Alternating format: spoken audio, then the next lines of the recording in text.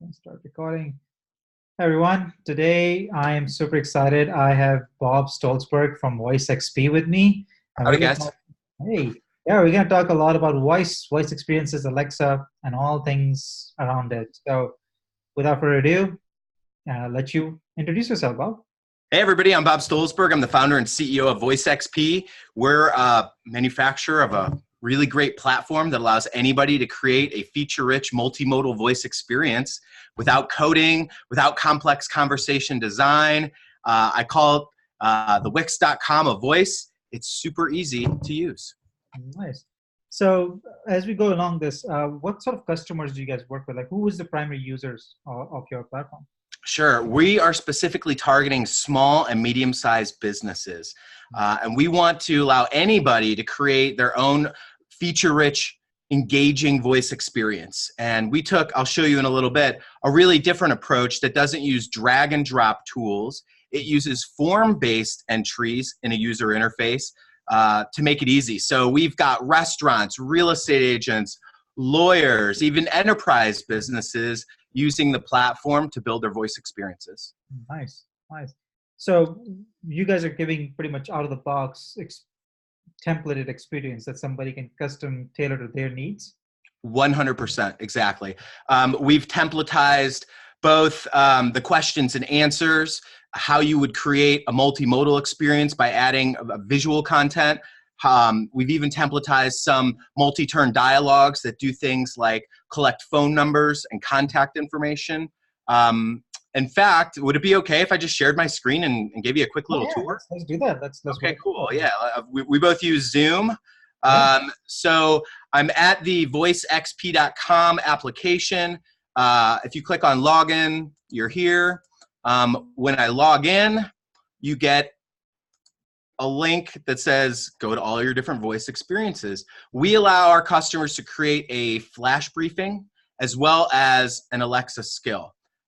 Let me edit this skill with you right now. It's called Deep Dive Bar at the Spheres, and show you how we designed our platform and product. So I assume a lot of your the Botmock fans know what an Alexa skill is. So we're going to fly through this, but you know, put the basic information like your skill name, the invocation phrase, the stuff you need for the skill store, like the short and long descriptions and what's new. All of those are important because that's how people discover your skill. So don't scrimp out on the short and long descriptions. Pack those with keywords.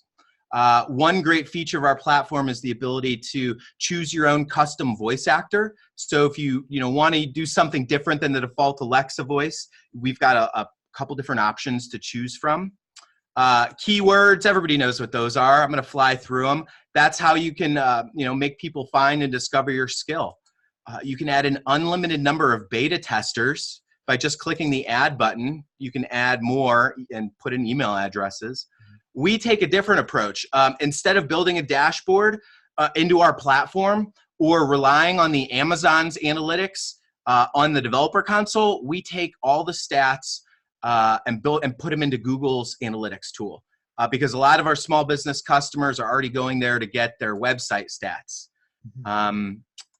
But if you want, we're also integrating some other tools as well. So if, we want to hear what our customers are using and how they want to get the usage and engagement materials, and let us know.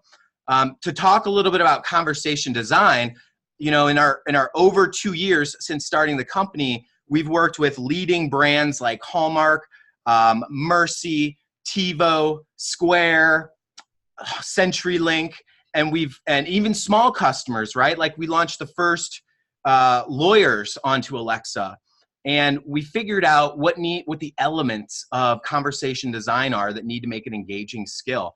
Some of them are a really great first-time welcome message, and then when people come back and use your skill, to have a different welcome back message, right? Our platform gives you the ability to add as many welcome back messages and as many goodbye messages as you want to. Again, this is form-based, very simple. If you can post on Craigslist, you can create a multimodal Alexa skill. That's the user interface we designed for.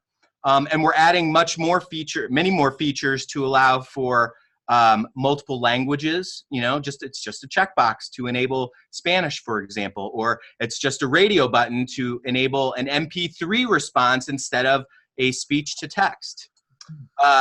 Obviously, if I say help, this is what Alexa is going to say back. And here's our approach to conversation design. Okay, I'm gonna really simplify this.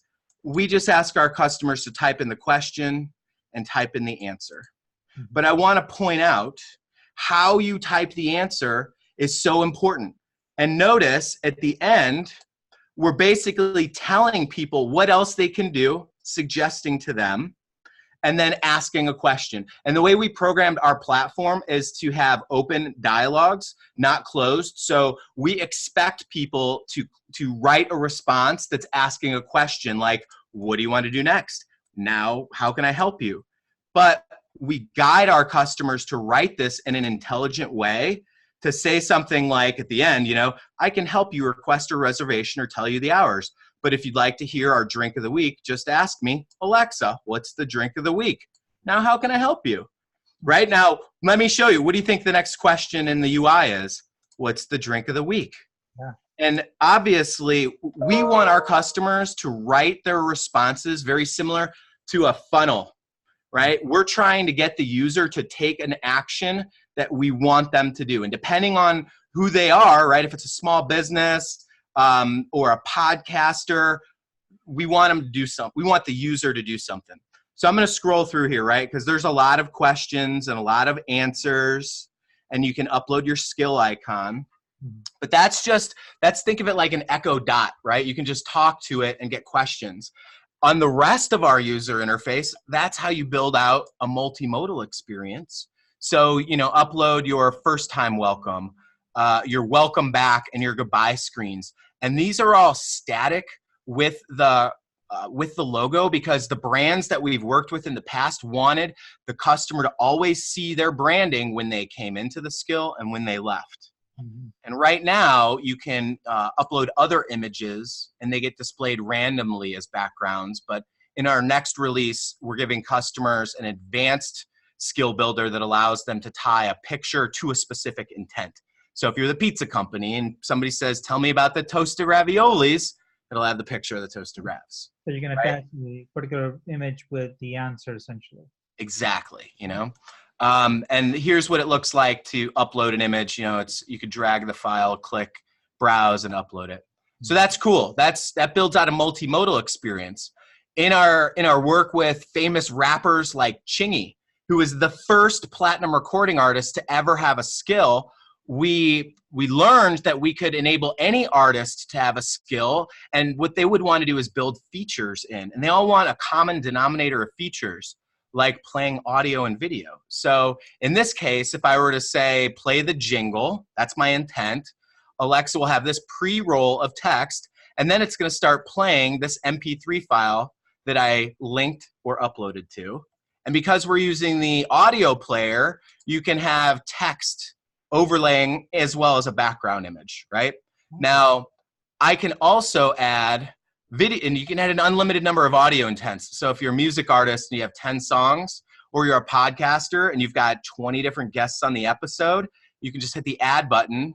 It puts that blank stanza in there, and you can basically add another audio intent.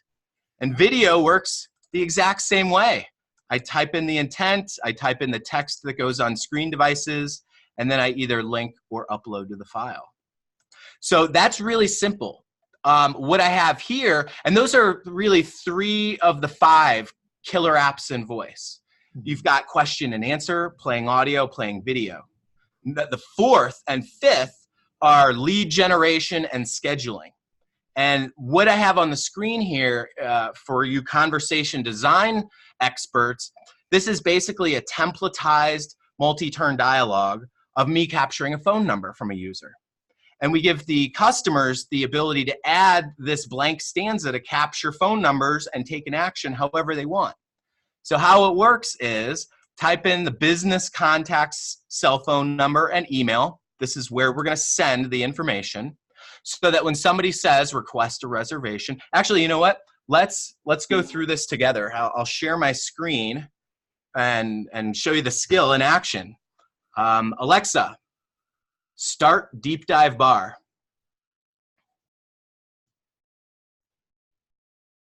Today. It's great to see you again at Deep Dive Bar at the Spheres. Alexa, let me reset skill. Welcome to Deep Dive Bar at the Spheres. It's my first time welcome message. Curtis Steiner art installation turned cocktail Alexa, lounge in the base of the Sphere. Request a reservation. I would love to help you request a reservation on Sunday. What is your telephone number with your area code first? 314-397-2610. Did I hear you correctly? I heard 314-397-2610. Yes. Great. Got it. I have sent your number to the Deep Dive staff. They will call you back shortly. Okay, let's wait for the text to come in. It'll come in. So, Alexa, goodbye. Thanks for talking to Deep Dive Bar at the Spheres. Goodbye message. Come back again Oh, let's soon to hear our listen. cocktail. Goodbye. I wanted to play this. Alexa, goodbye. Bye for now. Oh, I'll show you guys. I'll give you some tips in a minute about conversation design and the goodbye message, because that's such an important part. But I want to show you the messages that came in on my phone. The very top text message, it's like, hey, thanks for contacting the bar. Someone will call you back soon. I also got another one with my phone number in it. And I didn't have an email in here, but I would have gotten an email that said a deep dive reservation request from, then I'll have the phone number there, right? So what I'm trying to show you is the easiest to use tool to build a feature-rich, multimodal experience without coding and without complex conversation design. And let me scroll down because I didn't get totally through the demo. But like as a restaurant, they can use this to request a reservation, text me a food menu, request a group reservation, contact a person or the manager. There's endless possibilities, right? Just like if you're a guy that does bug spraying, somebody could say request a quote, and I'm just capturing their phone number and texting it to you or emailing it to you. You know, and it's just like filling out a form on your website. You know, you got an email with that person's phone number, and that's good enough for right now. And what happens, if you could see here, I hit the update button on my screen. It updates our content management system, what we call Voice CMS. Get it? Voice CMS. Anyways, and you can come back in and edit it at any time. It will also build your Alexa skill for you. If it's an existing one, it will update it, and you can test this stuff.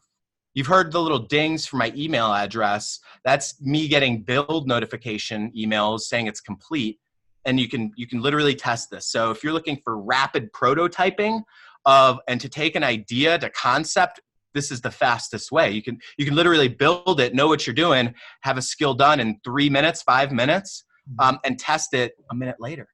So in terms of customers coming to you at before, and how much of that understanding of what their experience needs to be, I see that there are sort of like the welcome greetings and all that. How much of that is like handheld by you guys in terms of helping those customers figure out, okay, what's the best way to put the welcome message, or what's the best way to structure the welcome message, or the welcome bye message, or a goodbye message, for example, you were giving, like in terms of the education and onboarding that you can do.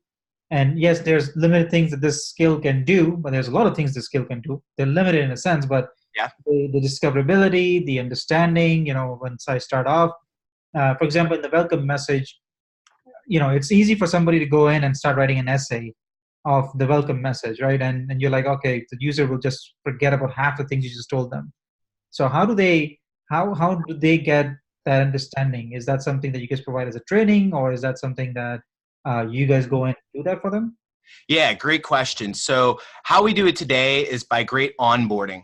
Mm-hmm. And, it's loving your customers. This is new to them. Even though they can fill out a form and answer some questions, it doesn't mean it's going to be an engaging experience. And so what we do is get our customers on the phone or Zoom as quickly as possible to teach them how to use the platform, but also educate them on how to write this stuff.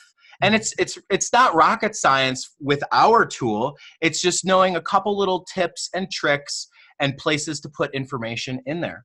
You know, for example, I learned from the guy who created the question of the day skill, which is one of the most profitable revenue generating skills out there. We were at the bar together and just sharing tips, and he goes, you know, as soon as I put the instructions to come back again tomorrow, just say, Alexa, start question of the day, I saw a higher engagement ratio. And I go, really? He goes, that's simple? He goes, yeah, I just put in at the end of my goodbye, telling people come back again tomorrow, and told them the specific phrase to say. And when I did that, my metrics showed that people came back more often.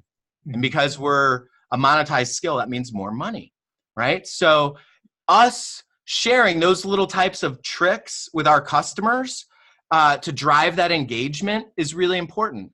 They might have a Father's Day message, for example. That's another thing. You know, there's seasonal content, not just for the months, but you know, it's graduation season too. Kids just got out of school.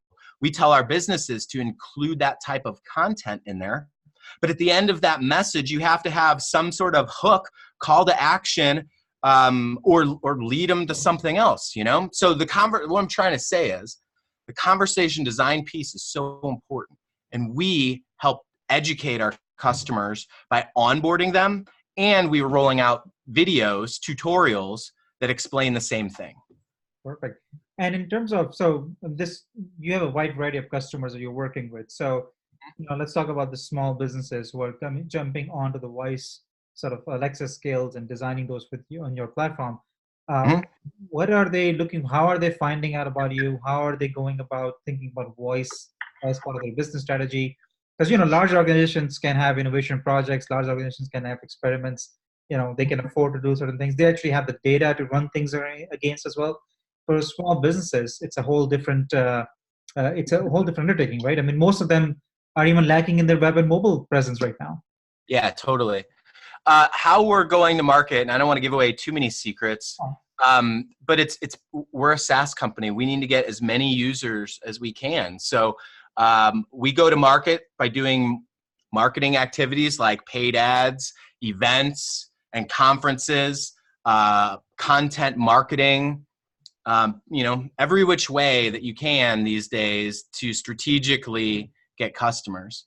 And what we're doing to go to market is by offering a free plan that allows customers to build a flash briefing for free. We call it an enhanced flash briefing. Some of our features that we're coming out with include scheduling a flash briefing. So, you know, you can choose the different days you want different types of content to come out, and having content in multiple different languages.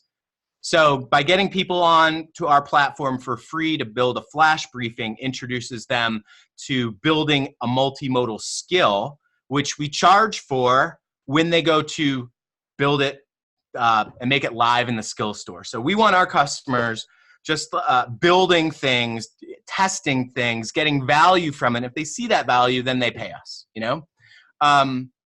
You might have, I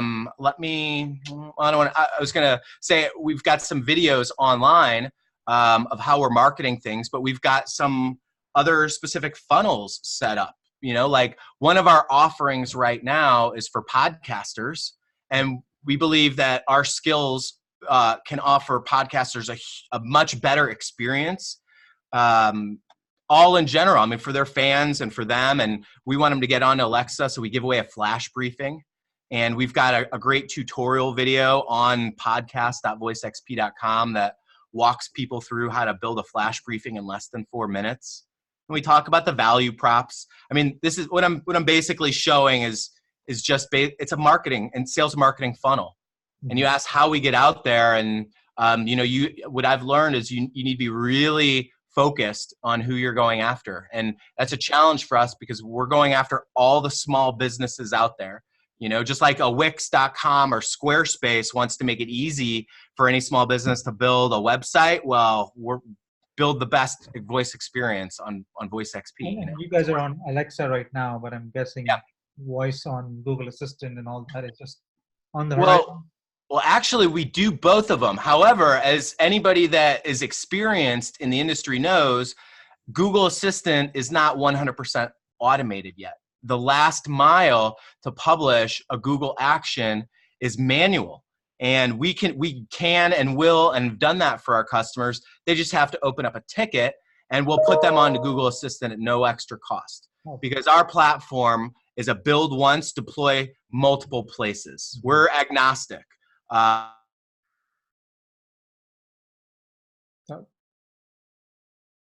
Did we just lose you? All right, Bob. Hey, Bob.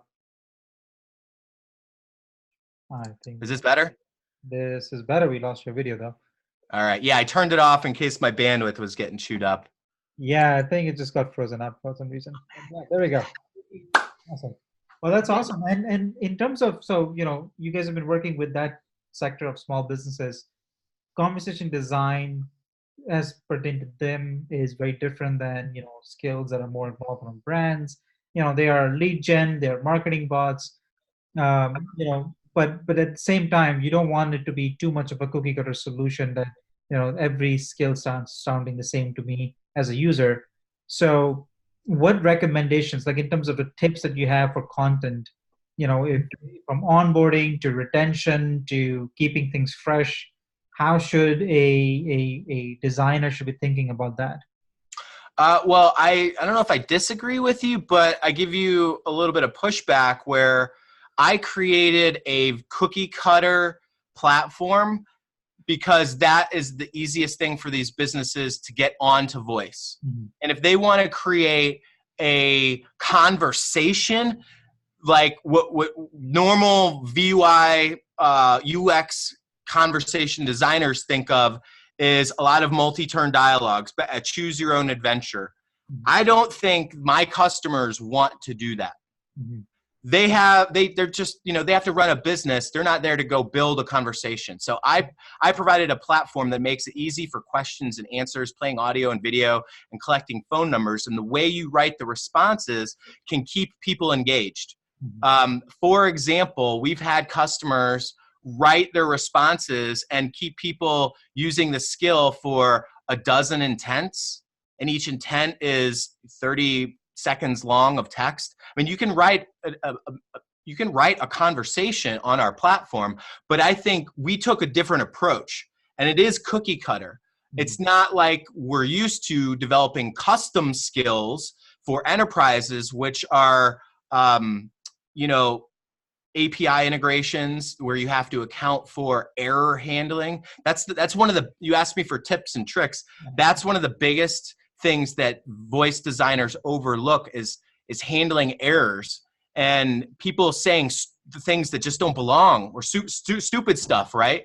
And just to break the skill or see what Alexa is going to say back and how you account for that.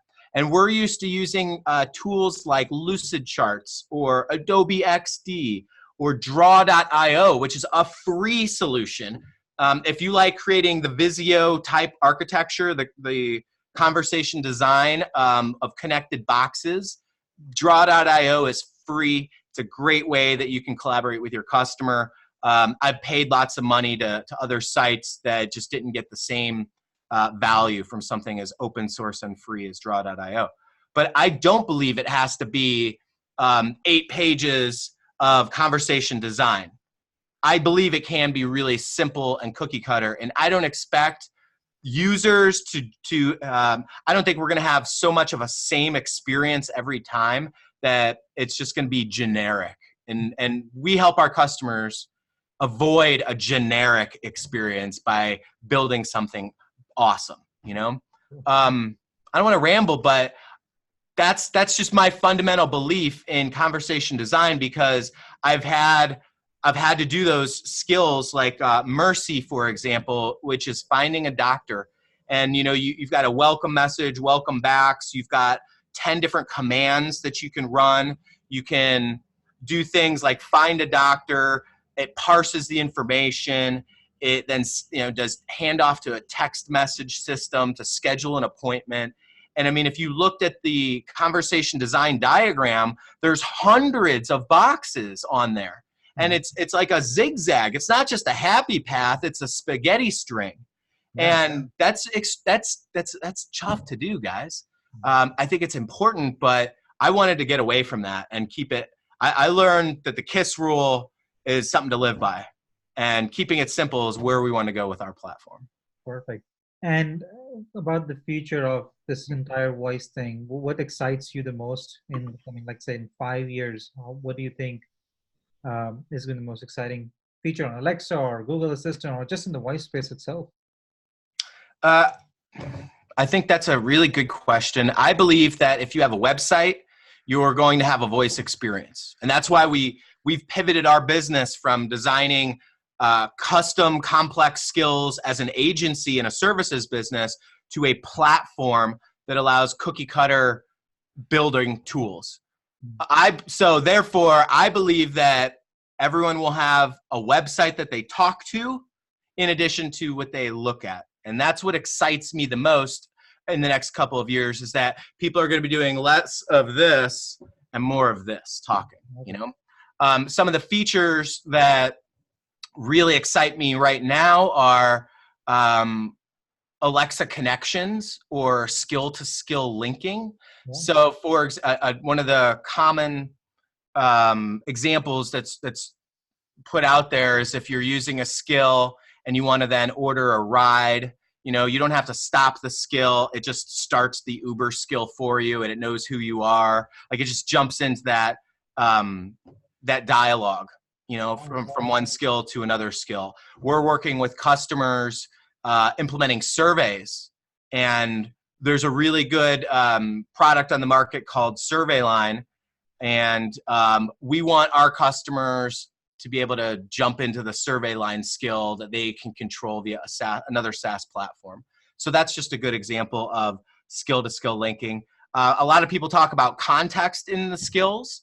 I was speaking to Heidi Culbertson the other day, who's focused on the elderly space. Yeah. And, one simple context that a lot of conversation designers aren't even aware of because they're millennials, they're part of the younger generation.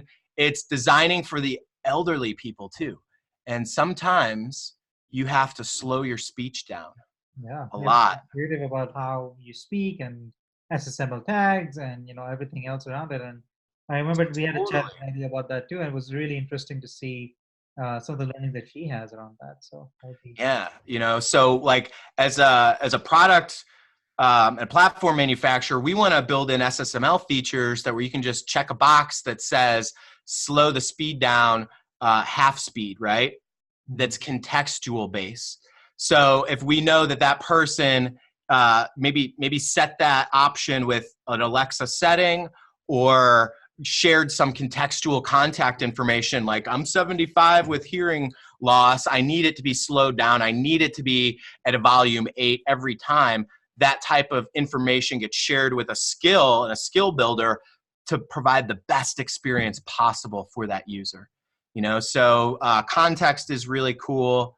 I see Amazon coming out with APIs for everything and more API integrations with voice so that you can do things, not just control your lights, but you can control the whole mood.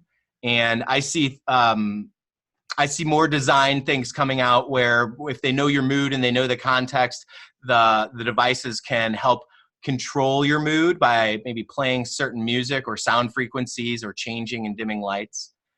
It's building the experience into your everyday life. Yeah. And how I see us coming into that is, imagine you're just lying there in bed or on the couch and you see a commercial.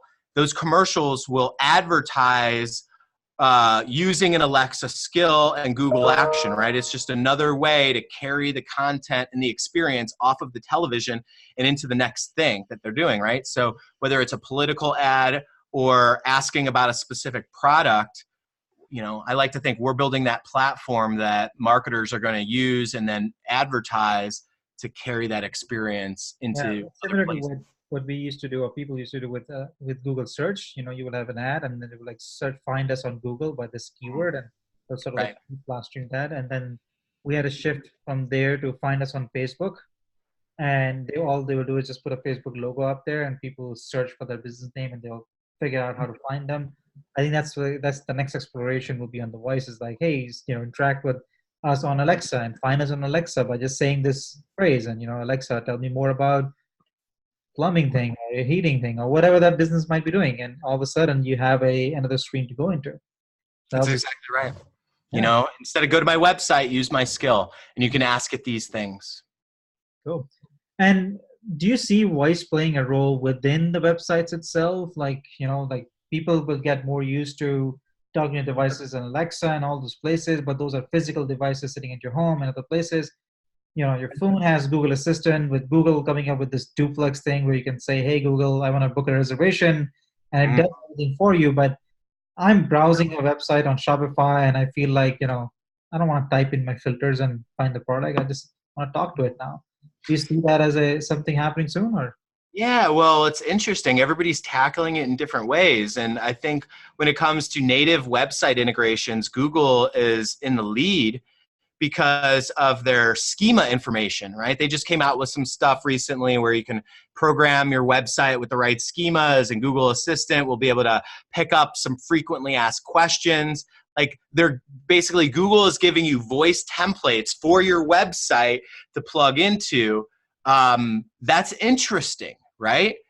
I don't see things going that way though, because of the experience is better with what you can create on a platform like mine, and what other Alexa features that are out there. So you've really got these features by all the platforms that are battling each other. And I bring up Google because they've got the web integration with schema. And so what's Amazon's answer to that, right? Like, are they going to come up, Google obviously with their search engine optimization and the integrations, that's a much stronger play for a web page, website integration into voice. And that's just not really where Alexa would be. I foresee the day that you're going to have buttons on your website that will basically, because it's just HTML, it's just another web app that you talk to. You'll have a button on your website that you click to start the skill, and you'll be able to talk to the website as an interface to the skill. Very similar, if you can imagine how we've got the little round Alexa icons. Well, you can put that on your site, and if you clicked that, that's what people think of right now as like reverb. If I press the button and speak, or if you're using the developer console, you can press the record button and it will, do the speech to text and then come back with the answer. If you can do it in the Alexa developer console, what makes you think it's not going to work the same way on a web page someday? And someone's going to build the exact phrase that you need to click that button and then ask. That's where I see it going from a web perspective. But I think ultimately, you're going to see the web declining because it's easier to ask than it is to type and look on your phone. And I mean, the bigger writing on the wall is with the younger generation of kids growing up used to talking to this tech, right? That's just how it works. What do you mean you didn't say open the thing or do this and it didn't do it? You had to use your hands. It's like from Back to the Future, We have an Alexa device in our kitchen and a Google Assistant device as well. And we control the kitchen lights and everything through that. And my 2-year-old does not know there's a switch to control the lights. All she knows is just ask one of these two and they do it. Yeah. I mean, that's what's exciting to me, is that it's a complete disruption to the system. Every technology, every application, every business has to integrate with it, or you'll be disrupted. Absolutely. And I'm happy that your fans are here, because by getting in early, they're learning the fastest and the most and early. That gives them the edge. Yeah. Well, thank you so much. This was really good conversation. I really enjoyed it. And thank you for showing the platform. I think that was, the seeing is believing kind of thing, but it was really easy to use. And I'm going to try out some of these skills that you guys have built. So yeah, cool. Sign up for free. Just go to voicexp.com. You can build your own flash briefing, build a feature-rich multimodal skill. It's easier than Craigslist, guys. So I can't wait to see what you build, and I'm happy to help you out. Follow me on LinkedIn. Just search for Bob Stolzberg, or follow us on Twitter at VoiceXP Inc. And look forward to working with you. And thank you to the Botmock team. Well, thank you. Thank you for being here, and we'll publish this soon. Excellent. Thanks, Obaid. Thanks, viewers.